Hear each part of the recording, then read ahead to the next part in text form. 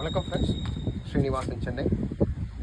இன்றைக்கி நாம் வெள்ளைத்தண்டு கீரையை பற்றி பார்க்கலாம். ஏற்கனவே சேனலில் ஒரு 4-5 வீடியோ போட்டிருப்பேன் இந்த வெள்ளைத்தண்டு கீரை. இப்போ இது கரெக்டாக விதைச்சி ஒரு 25லேருந்து 27 நாள் ஆகுது இந்த வெள்ளைத்தண்டு கீரை. இது வந்து புதுசாக இதுக்குன்னே தனியாக க்ரோ பேக் வாங்கி இது பண்ணியிருந்தேன்.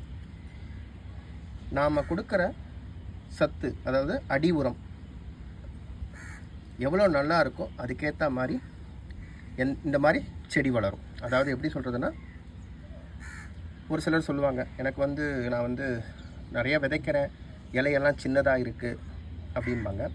இப்போ கறிவேப்பிலை, கீரை ரகங்கள் இதுக்கெல்லாம் மெயினாக நம்ம இலை தான் முக்கியம். இது இலையை தான் நம்ம சாப்பிடுவோம். அது பொன்னாங்கண்ணி கீரையாக இருக்கட்டும், இல்லாட்டினா முளைக்கீரையாக இருக்கட்டும், தண்டு கீரையாக இருக்கட்டும், எதுவாக இருந்தாலும் அது மெயினாக நம்ம கீரை தான் எடுப்போம். தண்டு எடுப்போம், அஃப்கோர்ஸ் அது முத்தி இருந்தால் எடுக்க மாட்டோம். பட் இதில் பார்த்திங்கன்னா நம்ம மெயினாக இலை தான்.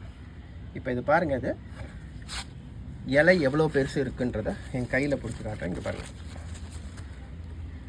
வெத்தலை சைஸுக்கு இருக்கும், ஒரு கை ஃபுல்லாகவே இருக்கும் எனக்கு. பார்த்திங்கன்னா இதுக்கு காரணம் அடி உரம். நான் கொடுக்கறது வெறும் 3/4 சாண உரம் தான். நிறைய வீடியோவில் சொல்லியிருப்பேன். இது வெள்ளை தண்டு கீரை தான். பார்த்தாலே தெரியும் தண்டு எப்படி இருக்குது பாருங்கள். நல்லா ஒவ்வொரு இலையுமே நல்லா பெருசாக வந்திருக்கும்.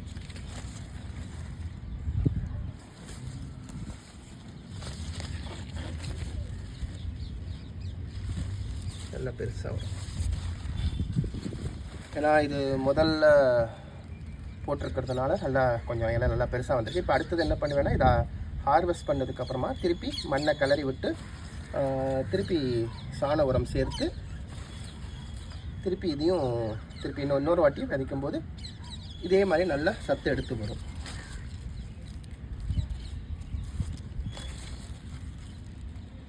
தேங்க்யூ.